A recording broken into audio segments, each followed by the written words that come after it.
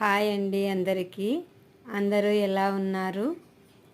ఈరోజు మనం chia seeds గురించి మాట్లాడుకుందామండి. చియా సీడ్స్ హెల్త్కు చాలా మంచిదండి. ఒక స్పూన్ చియా సీడ్స్ని ఒక గ్లాస్ నీటిలో రాత్రంతా నాననివ్వాలి. ఉదయం లేవంగానే నానిన చియా సీడ్స్ తీసుకోవడం వల్ల హెల్త్కు చాలా మంచిదండి. అందులోనూ గుండెకు చాలా మంచిది.